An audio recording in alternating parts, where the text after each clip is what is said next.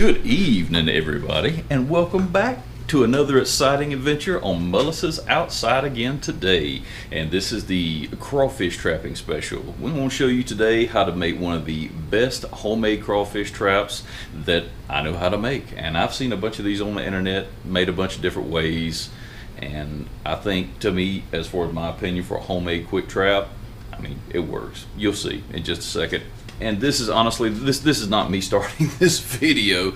I actually made a video of me making one of these crawfish traps, and for some odd reason the camera got set on photography mode.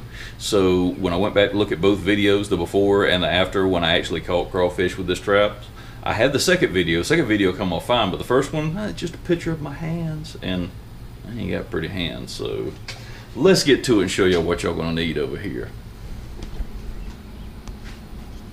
Alright, so to do this right here with, you will need some form of container, which I've got here. This is actually an apple juice bottle, and I like it because it's nice and flat and it sits where it's supposed to without rolling off anywhere. And the funnel, it's got a really big mouth on it, so you let them really big crawl daddies in there, big old crawfish, unlike like your 2-liter bottles and small bottles and stuff. It's got a good wide mouth on it. You'll see when it is inverted that it makes a really good funnel into there. And you'll need something to poke holes in it. I'm going to use a drill because it's what I got, and something to not get your fingers in the drill. A piece of wood, zippy tie, yeah, I got a bread tie in here, and I'll show you what that's for in a minute too, and a razor knife. Word of warning, keep your finger away from this end. It's not going to work out good for you, I promise. So let's get to it. Alright, hopefully y'all can see everything in here, including my cluttered garage that I got to get out here and clean, but pay no mind. So, do here, check see how sharp this thing is. I said keep your fingers away. Do as I say, not as I do. And what I'm going to do is I'm going to take this jug right here, just to make kind of a funnel. Just going to cut around this line right here to invert this thing. Try not to get your fingers, I will say it again, keep your fingers out of the way.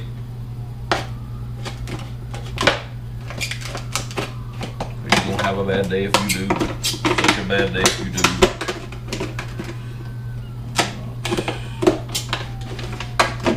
Try to make this meet up as closely as possible on the other side.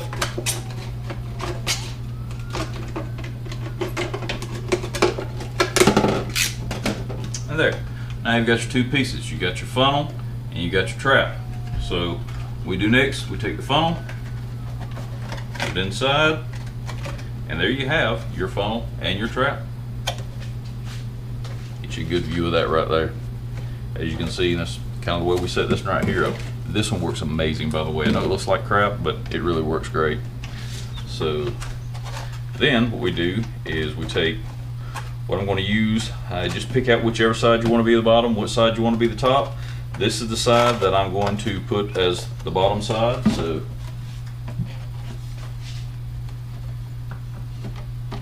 get you a piece of wood. Keep your fingers away from it. Right.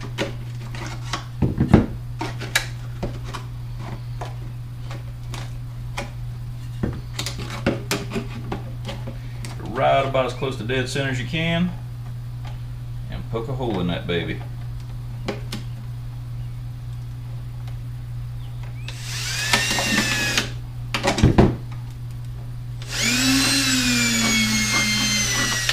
Alright. That, my friends, got a good size hole going through there. That, my friends, you're going to do, take you one zippity-doo-dah tie there. Run it through that hole, loop it like so, leave you about, I don't know, about 1/2 to 3/4 of an inch right there.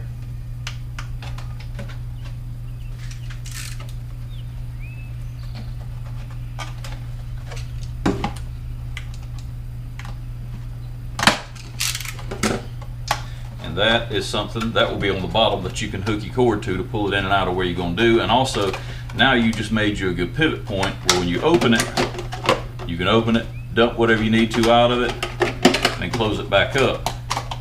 And what we're going to use on this top side to seal it with is we're going to poke another hole pretty much straight across up here. like this right here.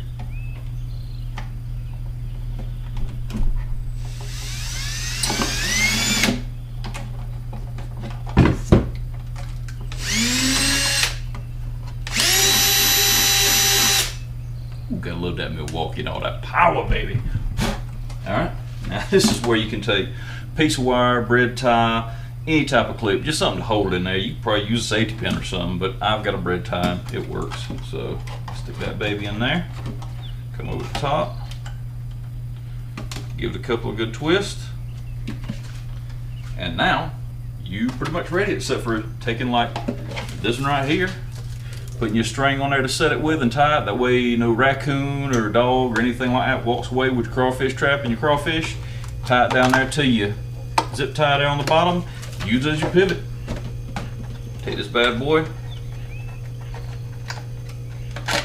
Open it up. Put your bait in here in the back. Which I use like brimhead, hot dogs, anything like that. Crawfish seem to really like. They seem to really like things like fish. From what I've seen, they really like fish, like cut bait, anything like that seems to be the best so far. But what I'm gonna do down here also, just to let the water in and out, I'm gonna go in here and I'm gonna pop a few holes down here in the bottom. That way the water will come in and out pretty easily on it too. So down here and pop a couple of holes at the bottom. Like I said, keep your fingers away from everything, but come down here and kind of close to the bottom and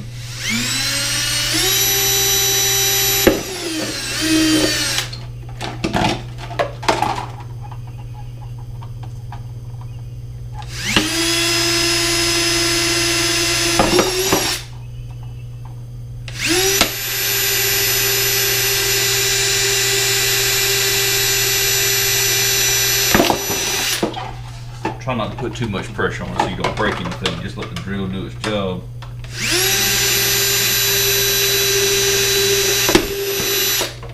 Probably do this better with a hole puncher or something, but I got a drill, so I'm going to use a drill instead. I like my drill.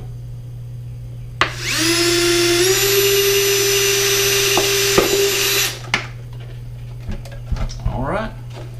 The reason for putting them holes at the bottom, because when you got all your crawfish in there, and you pull them up, it'll drain all the water down there and let you see your bounty in there, see all your crawfish you got. Alright, that's pretty much it. Like I said, take through some cut bait, some hot dogs, some kind of that they like. Sandwich meat. Crawfish is like a scavenger, kind of like if you've ever been crabbing before, something that you could use for crabbing, like a piece of old like chicken leg or chicken neck or something, or like I said, a piece of fish, something like that. And you will catch lots of them as long as you're in a good place that has a lot of crawfish.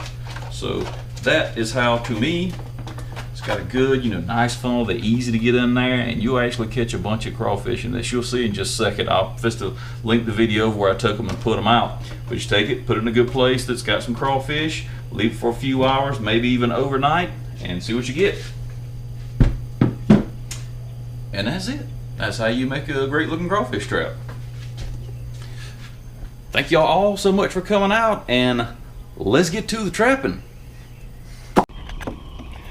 Alright y'all, we are headed back here to check the trap that I set yesterday. I set this trap yesterday evening. This is the homemade one that y'all saw me set earlier. I just come out here to a cool place.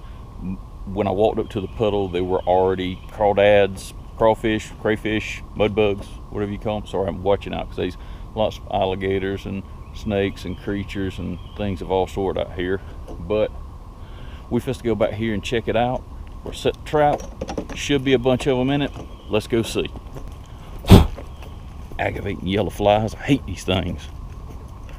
I hate them, I hate them, I hate them. Oh my God, there's so many yellow flies back here.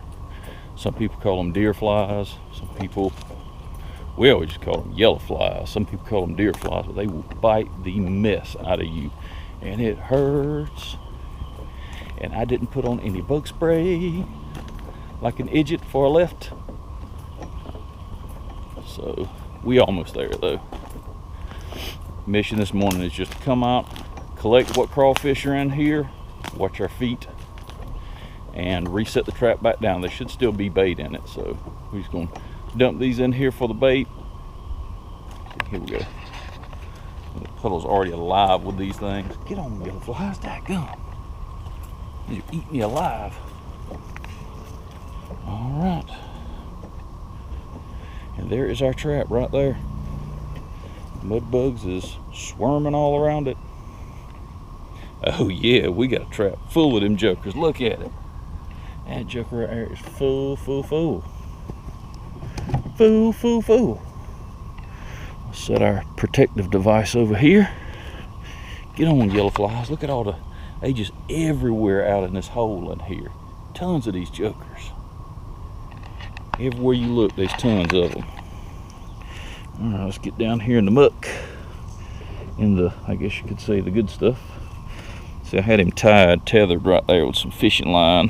That way he wouldn't be easily seen. I tethered him to a root, way in case something come up, tried to pull him out like a raccoon or whatever. He couldn't get the trap. But let's pull up the trap. Oh yeah. That joker right there got lots and lots of them in it. Look at them scramble. Let me sit y'all down.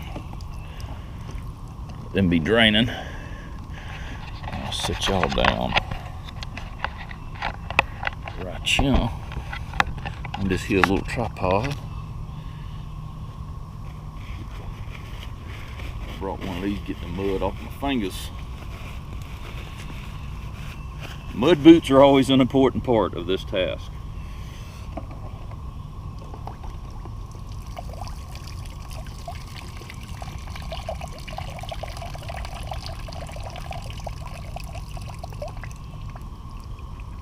Look at there.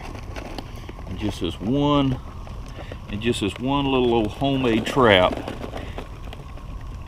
Just this one little old homemade trap. It is full of these jokers.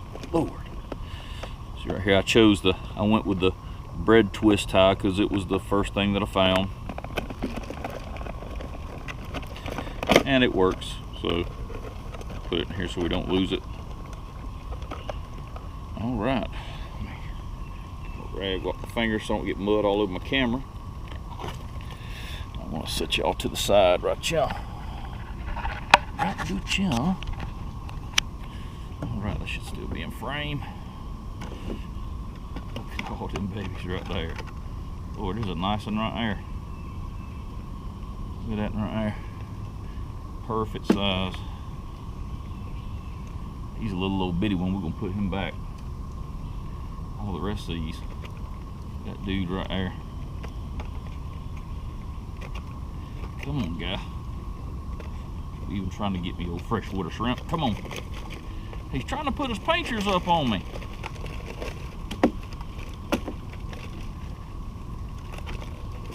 Be trying to put your painters up on me, boy. Boy. I get you. You think you're gonna get me? I'm gonna get you. Let's get our bait and put him back in there. Let go. Old bluegill head. We'll put him back in there again and reset this trap.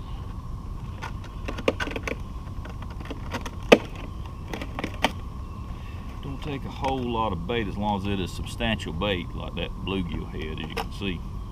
We'll set him back in here and probably come back this season and have a whole nother gaggle full of them.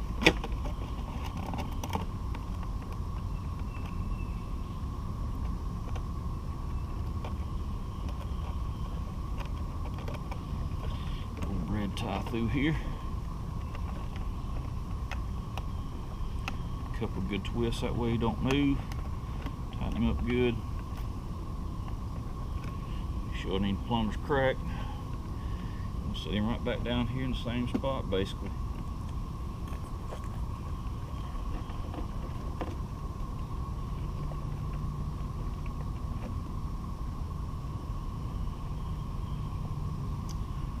Back, we'll have a whole nother thing of them again. Look at them jokers right there though. Them jokers are huge. Oh, you think you so bad? Come on over here, bad boy. Don't you try to put them arms up on me. Boy, I get you. See you right there? That dude right there, he's good. He thinks he's gonna get me. Hey, get these jokers to hook them. Take them, you smooth them old pinchers down like right there, that way they can't get you. You hold them like that, they can't get you because they can't bend around like that. You hook them through the tail, you can rubber band them, however you want to do them. But man, there's some eater sized ones in here though. Look at this dude right here. You hear people talk about a crawdaddy. He will get me.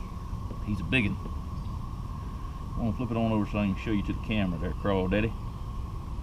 Crawdaddy.